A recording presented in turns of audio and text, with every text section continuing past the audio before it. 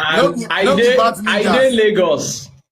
So I want me you record me. And I've been saying a few of these things on my podcast. This time we give me not go reach.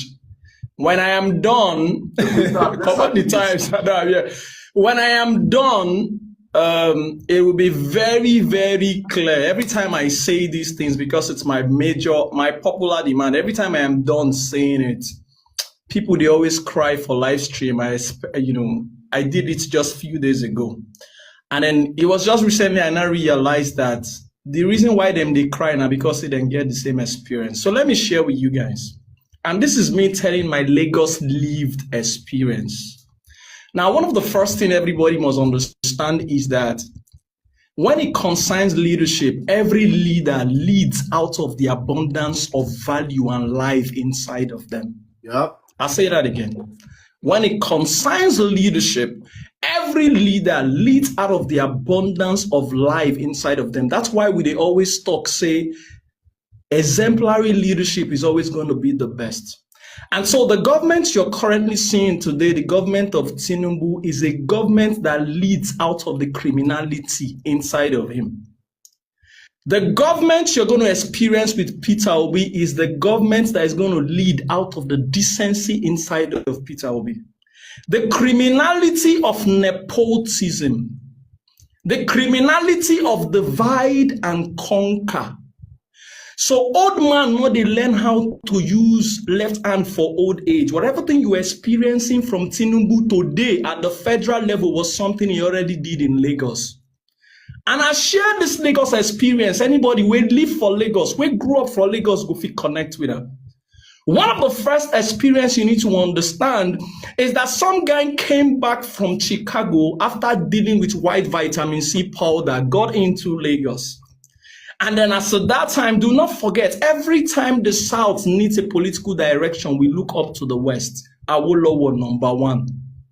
And so this guy got the platform of the Afenifere who founded AED. In that particular election, of course, haven't done a senator bid. It was between him and Funshaw Williams. And then in that particular election, it was clear. Afenifere said it. Anywhere where fight happened, they will cancel that election. In that particular election, fight happened for Funshaw Williams' side. How it be, we will not know. We don't know Funshaw Williams to be that kind of person. So clearly, Tinubu strategy is very predictable. We know him. Fight happened for Funshaw Williams place. The moment that fight happened, they cancelled all the election that came from there, Ikorodu and a few of those other places. And that was how Tinubu became the governor of Lagos. 4 years of him being the governor of Lagos, he not do jack. He did nothing, but I will eventually tell you guys what he did. Now, because he was not performing, Lagosians were hungry for Funshaw Williams. He was the star boy. We were hungry for Funshaw Williams. But guess what happened? Funshaw Williams never came because they buy him for a house for Ikoyi. They killed Funshaw Williams like a chicken. Then buy Funshaw Williams like chicken. It was very painful. To date, Lagos hasn't recovered. And then the moment Funshaw Williams buy now, nobody could take that 4 years from this guy. Tinubu came back again. Guess what Tinubu did? And I'll tell you guys this. Lagos, I don't know why the Yoruba people, I don't want to believe saying at all. I don't know why then they celebrate Tinubu when the real guy they are supposed to be celebrating is the Lateef Jakonde. Lateef Jakonde was the man, the cosmopolitan nature of Lagos. Tinubu destroy him. Cosmopolitan nature of Lagos. Do you know what cosmopolitan means? It means that Lagos accepted all. It was Lateef Jakonde who came out with that language about how Lagos is no man's land. He was not saying it's the land of the Igbos. He was not saying we don't recognize our host. Lateef Jakonde simply said it was a place that gives you inclusivity, receives everybody so that you can thrive. Lagos was the New York of Nigeria. That was from Lateef Jakonde. Away from that, the Marwa came. Lateef Jakonde constructed all the schools that you know. You know the Jakonde schools, right? All the bridges that you know. He transformed Lagos. When Marwa came, Marwa did construction of the inner streets of Lagos and planted primary health care everywhere in Lagos. These were the true star boys of Lagos. But guess what happened? In that time in Lagos, nobody was interested about politics. Nobody. Nobody was interested about it. Betting concern us to our local government chairman. We really did not care. It was that political naivety from the real owners of Lagos and all of that. Now this guy in see when they take advantage, enter.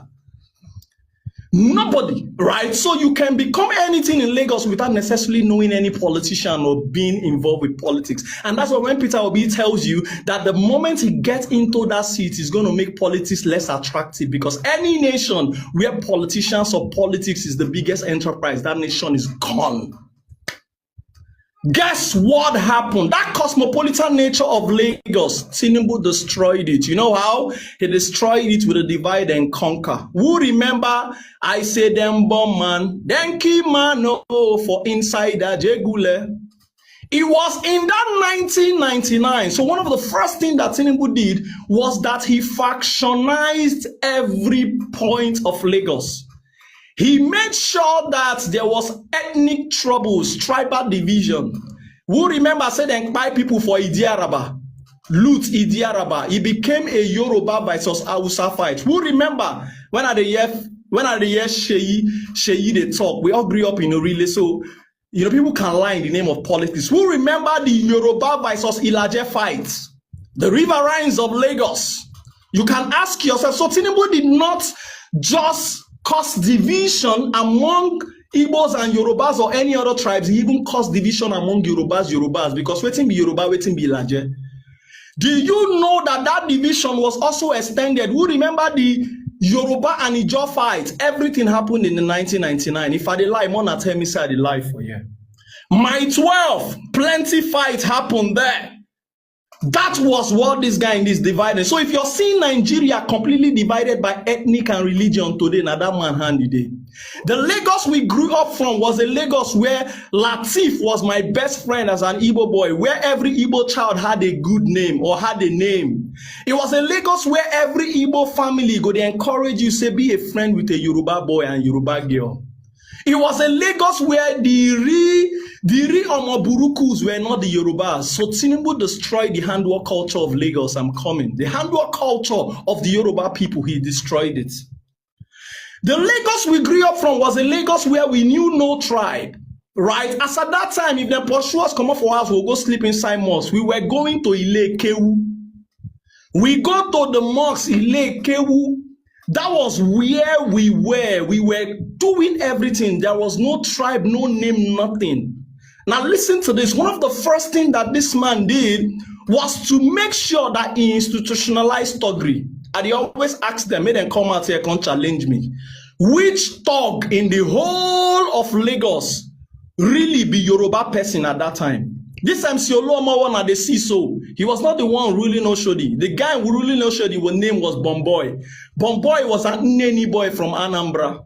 There were other guys in Amukoko, call them Pichi. They were all Igbos, South. So the only people you could consider the thugs or the Omoburukus of Lagos were not the Yorubas. The Yorubas were busy and hungry to go to school. That's why they got into UK when many no go.